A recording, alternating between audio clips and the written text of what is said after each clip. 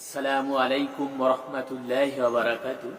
ইন্নাল হামদুলিল্লাহ নাহমাদুহু ওয়া নাস্তাইনুহু ওয়া নাস্তাগফিরুহু ওয়া নাউযু বিল্লাহি মিন শুরুরি আনফুসিনা ওয়া মিন সাইয়্যাতি আমালিনা মাই ইয়াহদিয়াল্লাহু ফালা মুদিল্লা লাহু।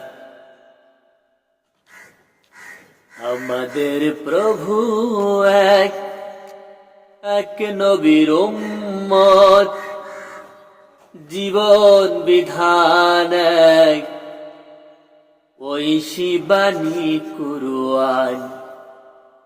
আমাদের প্রভু এক এক নবীর উম্মত, জীবন বিধান এক ঐশী বাণী কুরআন।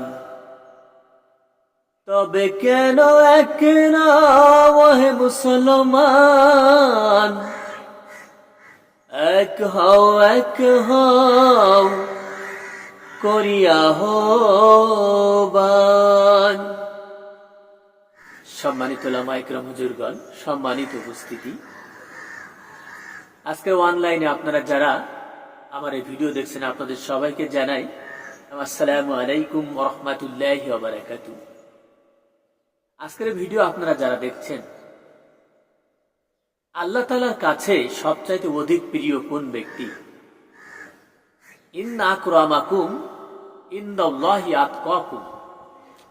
তোমাদের মধ্যে যে লোক আল্লাহ তাআলাকে বেশি ভয় করে এবং সকলের অধিক তার আদেশ পালন করে চলে, সেই তার কাছে অধিক সম্মানিত। হযরত ইব্রাহিম আলাইহিস সালাতু ওয়াস সালাম একজন মূর্তি পূজারীর ঘরে জন্মগ্রহণ করেছিলেন, কিন্তু তিনি আল্লাহ তাআলাকে চিনতে পেরে তার আদেশ পালন করলেন। এজন্য আল্লাহ তাআলা তাকে সমস্ত জগতের নেতা বা ইমাম করে দিয়েছিলেন। ইন্না আকরামাকুম ইনদাল্লাহি আতকাকুম। তোমাদের মধ্যে যে লোক আল্লাহ তাআলাকে বেশি ভয় করে, সকলে অধিক তার আদেশ পালন করে, সেই ব্যক্তি আল্লাহ তাআলার কাছে বেশি পছন্দনীয় এবং বেশি সম্মানিত। তা আমরা আল্লাহ তাআলার কাছে আল্লাহ তাআলাকে কতটুকু ভয় করছি, কতটুকু তার আদেশ নিষেধ পালন করছি? বাস্তবসম্মত দেখা যায় টুপি আর দাড়ি আর পায়জামা আর জুব্বাকে আমরা বেশি প্রাধান্য দিচ্ছি, ভিতরের খোঁজ খবর রাখছি না, আল্লাহকে ভয় করছি না। কেমন ভাবে ভয় করছি না? একজন যদি গভর্নমেন্টে জব করে, তার দেখবেন একজন পিয়ন, সরকারি পিয়ন, তার মাথায় টুপি আছে, দাড়ি আছে, জুব্বা আছে, চুল দাড়ি পেকে গেছে, পৃথিবী থেকে বিদায় নেওয়ার মতো সময় হয়ে গেছে, রোজা থাকছে, নামাজও করছে, তারপরে ঘুষ ছাড়া তিনি কিছুই বোঝেন না। এই অবস্থা, পরিবেশ পরিস্থিতি। আবার নামাজও পড়ছি 5 ওয়াক্ত, তাহলে আল্লাহ তাআলাকে আমি কেমন ভয় পাচ্ছি?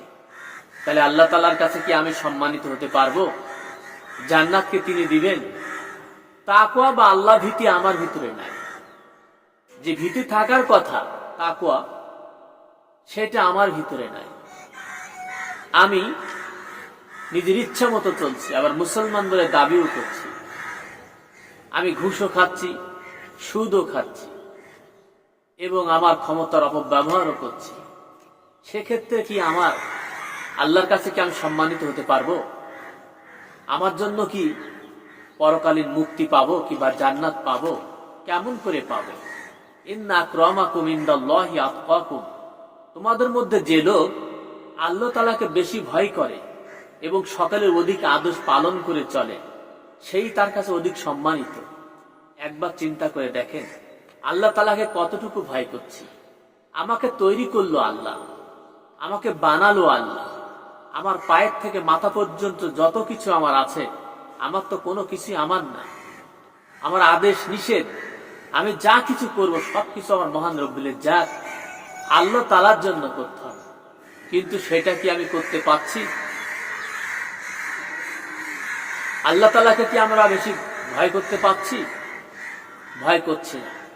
নিজের ইচ্ছা মতো কাজ করছি, ব্যবসায়িক ক্ষেত্রে নিজের ইচ্ছা মতো, রাজনৈতিক ক্ষেত্রে নিজের ইচ্ছা মতো, সবকিছুর ক্ষেত্রে নিজের ইচ্ছা মতো আমি আমার কাজ করে যাচ্ছি।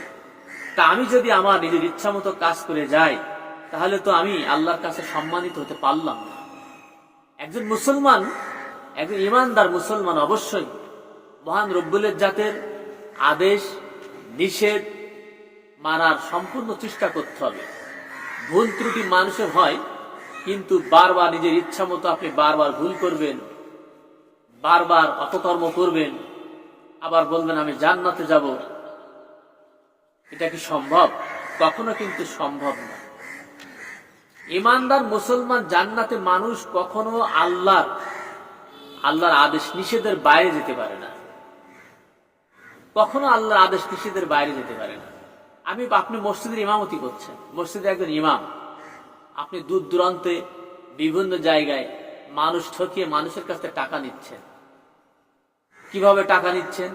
ঝাড়ফুঁক দিয়ে টাকা নিচ্ছেন, তাবিজ দিয়ে টাকা নিচ্ছেন। এগুলো কি ইসলামে জায়েজ? কখনো কিন্তু জায়েজ না। এটাও ইন্না আকরামাকুম ইনদাল্লাহি আতকাকুম, এটা কিন্তু আল্লাহ ভীতি হচ্ছে না, এবং আল্লাহর কাছে আল্লাহ তাআলাকে আমরা বেশি ভয় করতে কিন্তু পাচ্ছি না। এই জন্য ইন্না আকরামাকুম ইনদাল্লাহি আতকাকুম, তোমাদের মধ্যে যে লোক আল্লাহ তাআলাকে বেশি ভয় করে, সকলে অধিক তার আদেশ পালন করে চলে, সেই তার কাছে অধিক সম্মানিত। এই ঝাড়ফুঁক তাবিজ বেচা, আপনার ঘরে ইনকাম নেই, আপনার ঘরে বরকত নেই, আপনার স্বামী অনেক প্রচুর পরিমাণে টাকা ইনকাম করে, কিন্তু আপনার ঘরে জিন এসে টাকা পয়সা নষ্ট করে দেয়, বরকত হয় না। এই জন্য আপনি আমাকে কিছু হাদিয়া দিয়ে দেন, আমি তাবিজ দিয়ে যাচ্ছি, তাহলে বরকত হবে আপনার সংসারে, কোনো সমস্যা হবে না। এরপর থেকে দেখবেন আপনার আয় রোজগার প্রচুর পরিমাণে বাড়তে থাকতেছে এবং বরকত দিচ্ছে। এ ভণ্ডামি, প্রতারণা, এদিক থেকে দূরে থাকবেন। অ্যাবল এরকম বাইর হয়েছে এখন এই সমাজে, ইমাম সেজে অনেক ইমামও এই কাজ করছে। এদিক থেকে বিরত থাকবেন। কোরআন কিন্তু এই কথা বলে না, তাবিজ কবজের কথা কিন্তু বলে না, এর থেকে সাবধান হবেন। নিজে কোরআন পড়বেন, আল্লাহর আদেশ নিষেধগুলো দেখার চেষ্টা করবেন যে আল্লাহ তাআলা আপনাকে কি বলেছেন, কোন পথে গেলে আপনি জান্নাত পাবেন, কোন পথে গেলে আপনি জাহান্নামী হবেন। সবকিছু কিন্তু স্পষ্ট আল্লাহ তাআলা তার কোরআনে স্পষ্ট কিন্তু বলে দিয়েছেন। আপনি যে নেতার পিছনে ছুটবেন, সেই নেতাও ভালো হওয়া লাগবে, নেতার আদেশ মানতে হবে, নেতার আদেশ মানতে হবে এবং নেতার পিছনে চলতে হবে। কিন্তু কোন নেতা? যে নেতা রাসূল সাল্লাল্লাহু আলাইহি সাল্লামের আদর্শকে ভালোবাসে, তার আদর্শ ফলো করে, আল্লাহ তাআলাকে ভালোবাসে, আল্লাহর কোরআনের আইনকে ফলো করে, এমন ব্যক্তির পিছনে আপনাকে ছুটতে হবে। না হলে কিন্তু কান্না ছাড়া মৃত্যুর পরে আর কোনো রাস্তা নেই। কেউ কিন্তু আপনাকে বাঁচাতে পারবে না। আপনার মালিক কিন্তু আপনি না। আপনার নিজের ইচ্ছা মতো কোনো কাজ আপনি করতে পারেন না। সবকিছু করবেন মহান রব্বুল ইজ্জাতের আদেশ নিষেধ অনুযায়ী সব ক্ষেত্রে। এবং রাসূল সাল্লাল্লাহু আলাইহি সাল্লাম আপনার একমাত্র নেতা মানতে হবে, নাহলে কিন্তু আপনার ইবাদত আল্লাহ গ্রহণ করবে না। এটা মনে রাখবেন। এটা মনে রেখে সামনের দিকে আপনাকে অগ্রসর হতে হবে এবং সেই অনুযায়ী আপনাকে কাজ করতে হবে। এটা অবশ্যই মনে রাখবেন। শুধু সালাত কায়েম করবেন, সালাত পড়বেন, আল্লাহ তাআলাকে সিজদা করবেন, এটা কিন্তু হবে না। পূর্ব পশ্চিমে সিজদা করে লাভ কি যদি আপনার ভিতরে ভালো কাজ না থাকে? সুদের সাথে যদি আপনি জড়িত থাকেন, ৫,০০০ টাকা আপনি মানুষকে সুদে দিলেন, ৩ মাসে আপনি ১০,০০০ টাকা নিচ্ছেন দিন কিস্তি, তাহলে কিন্তু আল্লাহ ভীতি হলো না। ইন্না আকরামাকুম ইনদাল্লাহি আতকাকুম, আল্লাহ তাআলার কাছে কিন্তু আপনি অধিক প্রিয় হতে পারলেন না। এই জন্য আপনাকে অবশ্যই সেদিকে খেয়াল রেখে কাজ করতে হবে। আর দুনিয়া মাজরাতুল আখিরাত, ইহকাল হচ্ছে পরকালের কৃষিক্ষেত। ইহকাল পরকালের কৃষিক্ষেত। এই কৃষিক্ষেত্রে আপনি যে চাষ করবেন সেই ফলই পাবেন, তার অতিরিক্ত আপনি কিন্তু পাবেন না। সাবধানে থাকবেন। এই কৃষিক্ষেত্রে আপনি যা চাষ করবেন আপনি তাই পাবেন। কাঁটা চাষ করবেন, কাঁটা পাবেন। আপেলের চাষ করবেন, আপনি আপেল পাবেন। কাঁটা জাতীয় সবজি লাগাবেন, কাঁটাই পাবেন।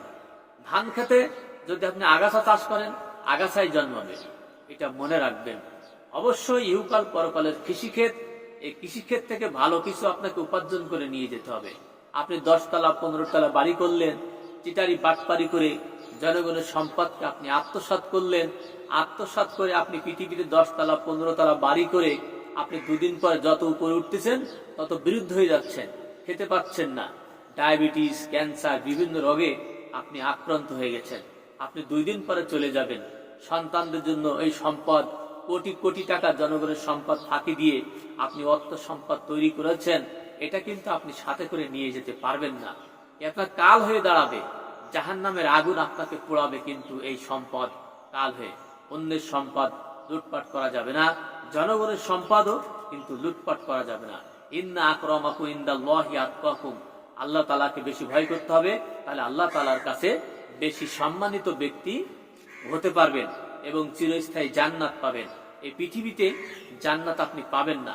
এই পৃথিবী খুব খারাপ জায়গা, এখানে মানসিক পেরেশানি থাকে, অনেক টেনশন পেরেশানি থাকে, কিন্তু তারই মধ্যে থেকে আপনার ইমানকে বাঁচিয়ে নিয়ে জাহান্নাম থেকে বেঁচে আল্লাহর জান্নাতে আমাদেরকে প্রবেশ করতে হবে। আল্লাহ তাআলা আমাদের সবাইকে সেই তৌফিক দান করুন। আবার দেখা হবে। ওয়াকিরি দাওয়ানা আলহামদুলিল্লাহি রাব্বিল আলামিন। আসসালামু আলাইকুম ওয়া রাহমাতুল্লাহি ওয়া বারাকাতুহু।